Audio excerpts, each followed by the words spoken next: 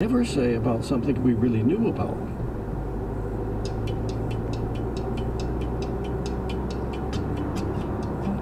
Thanks to Donald Shoup, all of us at least know a little bit more about parking.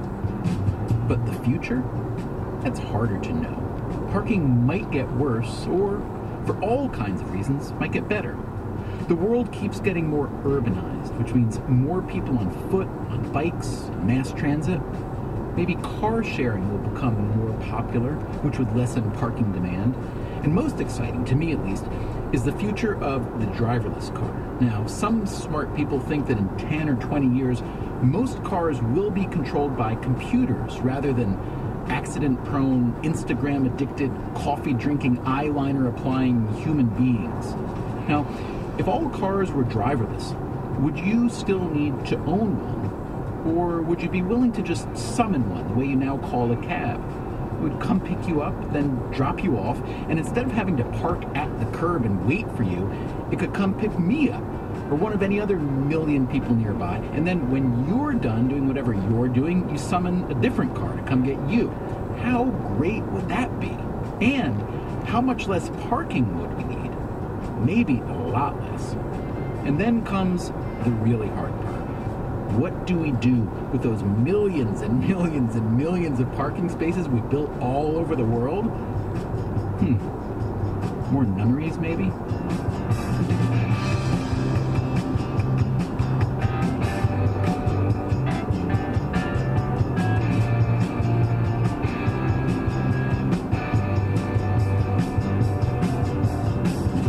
Hey, podcast listeners, on next week's show, people can behave pretty badly on the internet. The way you get attention is by acting out. The way you get attention is by attacking people, flaming, trolling, sort of intentionally leading people on and so forth. But what keeps people from behaving even worse? How we police ourselves online. That's next time on Freakonomics Radio. Freakonomics Radio is produced by WNYC and Dubner Productions. This episode was produced by Catherine Wells with help from Diana Wynn.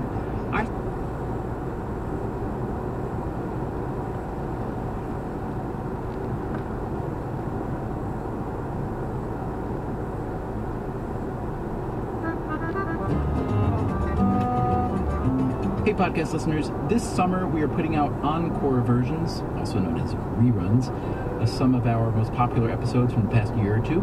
This one is called Should Tipping Be Banned? We like this one a lot. You may also like it, or you may hate it, or you may have your own tipping story to share. In whatever case, feel free to leave a comment on iTunes or drop us a line at radio@freakonomics.com.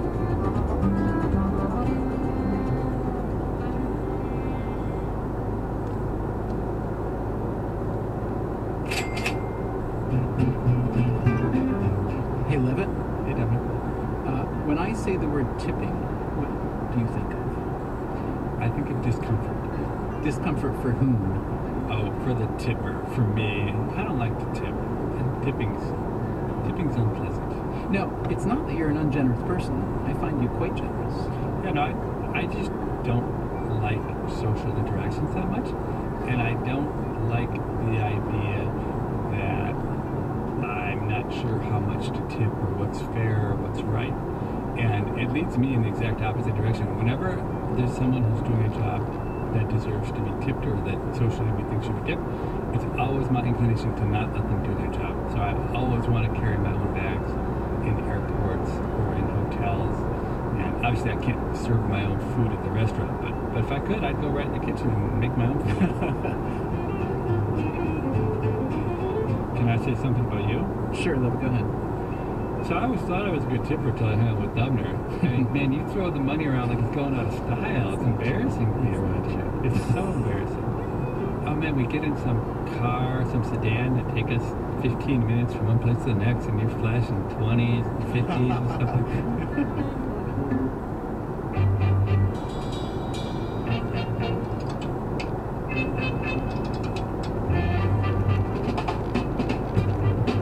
WNYC, this is Freakonomics Radio, the podcast that explores the inside of everything.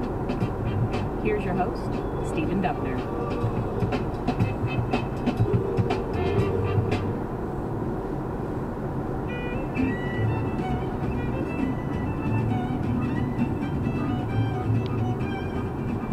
So Steve Levitt, my Freakonomics friend and co-author, thinks I am a grotesque tipper. For the record, I believe he's exaggerating. But yes, I do routinely tip people who work hard for a living, especially when they're not getting paid all that well. That said, I agree with Levitt that tipping can lead to discomfort. It can be confusing. Why do you tip a hotel doorman, but not the person behind the reception desk? Why do you tip a baggage handler at the airport, but not the flight attendant? How much is enough for a tip? How much is too much? And if you're on the receiving end, how do you get the biggest tips? This is a question that everybody has an opinion about.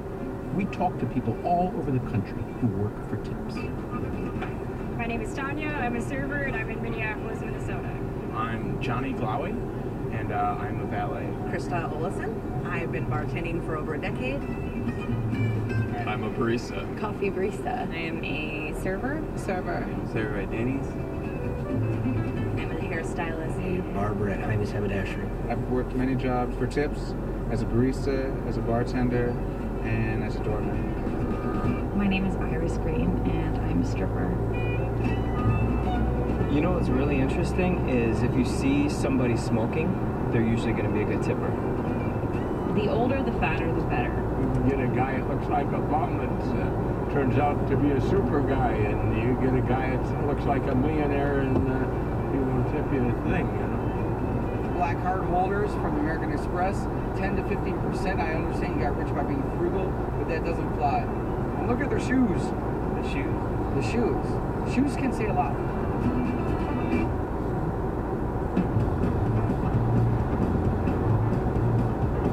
Tipping is an idea that economists traditionally have a hard time with. Why should I give more of my money to someone else on top of what I've already paid for a meal or a ride to the airport? And what is a tip exactly? A fee? A tax? Is it altruism? We needed to find someone who could answer all of our tipping questions. My name is Mike Lynn. I'm a professor at the Cornell Hotel School. I do research mostly on tipping behavior. There you go. Why does Michael Lynn find tipping so interesting? In his words, it's, quote, not only because it is widespread, but also because it is an expense that consumers are free to avoid. And how big is this expense? I haven't done it recently with the most up-to-date records, but approximately $40 billion a year is tipped in the United States. $40 billion a year. Yes. Holy cow. I'm clicking around here. I see that the budget for NASA is under $20 billion, so we could build 2 NASAs for tipping. So that's a pretty astonishingly large amount of money for what is essentially a voluntary financial transaction, yes? I think so, yeah. Lynn has written 51 papers on tipping behavior. Here's one title. Are Christian/religious people poor tippers? The answer to that is yes, relatively speaking. Here's another paper. Sweetening the till, the use of candy to increase restaurant tipping. Yes, Michael Lynn found that candy correlates with higher tips. As you can probably sense by now, Lynn studied all sorts of factors that may or may not influence tipping. If we could almost do this as a sort of a lightning round if you're comfortable giving short answers. Talk to me about how tipping varies based on the following factors. Let's start with attractiveness of the server. Attractive waitresses get better tips than less attractive waitresses. Men's appearance, not so important. Okay, and what about a waitress versus a waiter generally? Hard to say. In general, I would say waiters get better tips from women than men. Waitresses get better tips from men than women. And what about, let's say among women, hair color? Blonde is better than brunette or red, or no? Yes, blondes get better tips than brunettes. Slender women get better tips than heavier women. Large-breasted women get better tips than smaller-breasted women. Surprisingly, at least in the studies I've done, women in their 30s get better tips than either younger or older.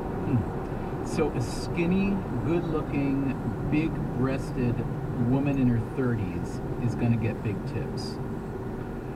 I would simply replace the word skinny with slender. Slender. A slender, good-looking, big-breasted woman in her 30s gets big tip. Color me shocked, I have to say. Yes.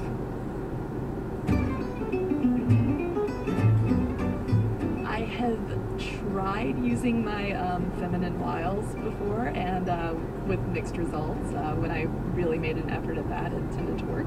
You know, you just flash your smile and you make sure your hair and your makeup is done, even if you're sweating like a pig. As long as your hair and makeup's done, you'll be all right. I pretended to be French for a while, and I put on this accent like this, and I said I was from France, and I had been in New York for, I don't know, 6 months, and I love it, but it got so tiring though. I was exhausted. It worked though.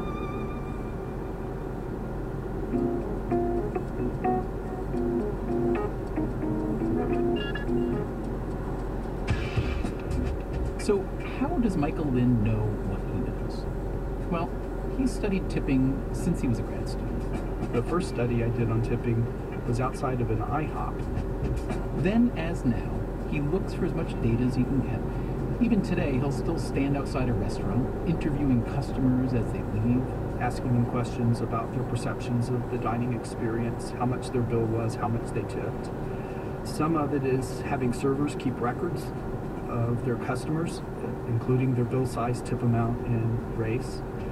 But a lot of it is either online or telephone interviews with customers asking about their general habit, tipping habits and tendencies. He focuses on restaurant servers since they take in about 70% of all tips in the U.S. The server-customer relationship begins the minute you sit down. Introduce yourself by name, not in some remote, mechanical kind of way that says, "Hi, I'm Mike, I'll be your server." But if you can genuinely have a conversation with that table and as a part of that, introduce yourself by name. That's good. Well, let's hear you introduce yourself the right way, because the way you just said it is the way I hear it a lot, and I have to say it doesn't make me want to cozy up and dump the 20 in his pocket. That's true. Please understand, I'm no longer a waiter. The reason I didn't get good tips when I was a waiter is I'm not the most sociable of people, so I'm not sure I can do it right. I'm sure you, come on. But I think that, if you go up to a table and go, "Hi, my name's Mike, I'm going to be," see, it's starting to sound mechanical. I don't know how you do it, especially if you're having to do it over and over again without being mechanical. So that's interesting. Even the tipping sage cannot master the game. This is a complicated art. What else? What are the other habits or traits or tricks that a server can do generally to increase? You said a little bit of a touch is good. I'm guessing a lot of a touch is not so good.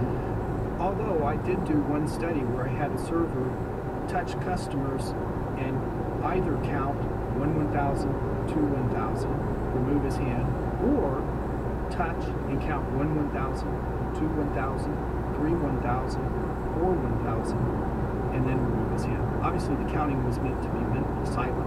Yeah. But the point is, that 4 seconds actually seems like a long time. And it turns out that he got higher tips in both conditions. It didn't matter how long, as long as he touched. As long as there's a touch. And where was he touching them? On the shoulder when he went to deliver the check at the end of the day.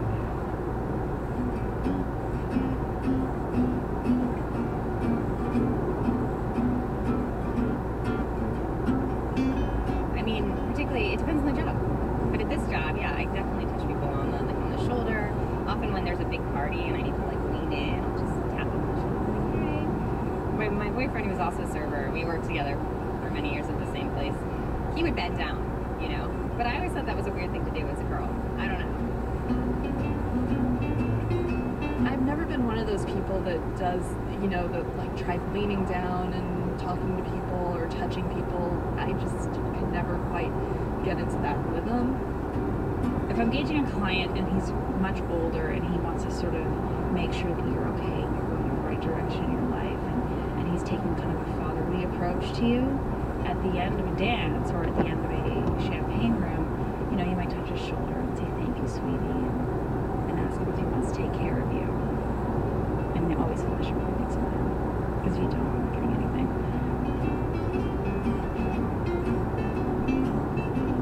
what about, sometimes a server will write the little note, thanks, or a smiley face, or whatnot. Does that work?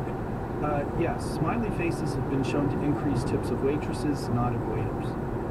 Drawing other pictures, like of a sun, increases tips. Squatting down next to the table, or pulling up a chair and sitting at the table if there's room, will increase tips. And when they increase, by how much are we talking?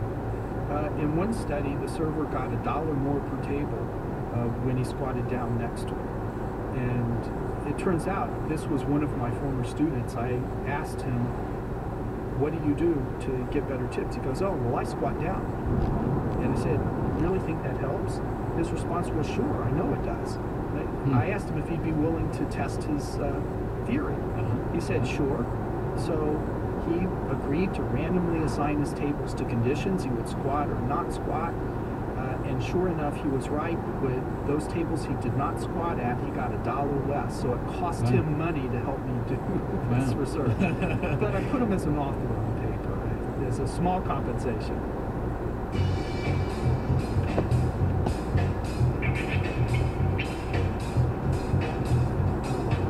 So clearly, there are all sorts of little things that can nudge a tip up or down, but forget all those little things for now. What about the big issue? How good is the service?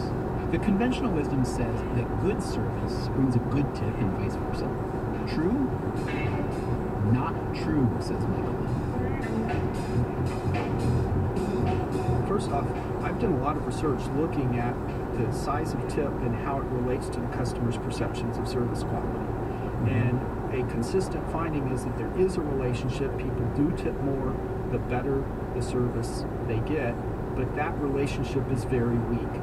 It's a correlation, the average correlation is 0.2. That means about 4% of the variability of the differences in the percentage tips left by different dining parties can be explained by their service ratings. So up front... It's astonishingly low, isn't it? Not just a little bit? Yes, it's astonishingly low.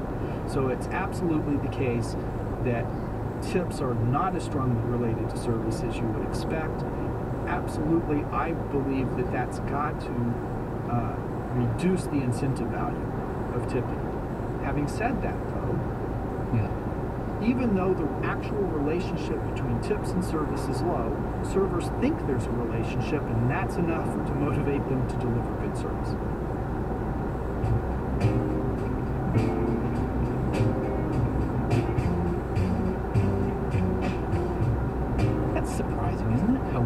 Relationship is between service and tipping. On the other hand, maybe we shouldn't be so surprised. It reminds me of some of the research on altruism. If you ask people why they give money to a certain cause, they'll talk about how meaningful the cause is. But if you look at the actual numbers, you see that the cause takes a backseat to who's doing the asking. Like Michael Lynn's research on tipping, it turns out that a pretty blonde woman has advantages collecting charity too. So a lot of our behavior that we may think is because of reason X may actually have a lot more to do with reason Y. Coming up on Freakonomics Radio, an argument for why tipping is just bad. We found that even after controlling for these other things, we still find this positive relationship between tipping and corruption. And an argument for why tipping is really, really bad. It's discriminatory. I lost my job because my manager said that I didn't fit the look of the company or like the restaurant. And so I don't know if it was because, I'm a lot more curvier than the other girls or because my skin is darker. I don't know. This new manager, he was an asshole.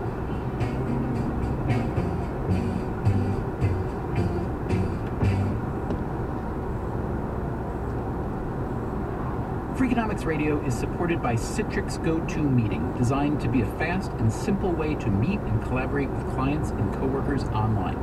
GoToMeeting lets users share screens, change presenters, and turn on their webcams to make a meeting a high-definition video conference. GoToMeeting allows teams to stay connected from wherever they are at any time using any computer, mobile, or tablet. Visit gotomeeting.com, click on the Try It Free button, and enter promo code FREAK for a free 30-day trial.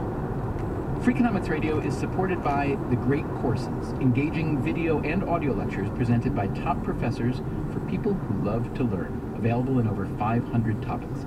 Watch or listen from anywhere, learn without the pressure of exams. Visit thegreatcourses.com/freak for a special offer of 80% off the course Behavioral Economics, when psychology and economics collide. That's thegreatcourses.com/freak. From WNYC, this is Freakonomics Radio. Here's your host, Stephen Dubner.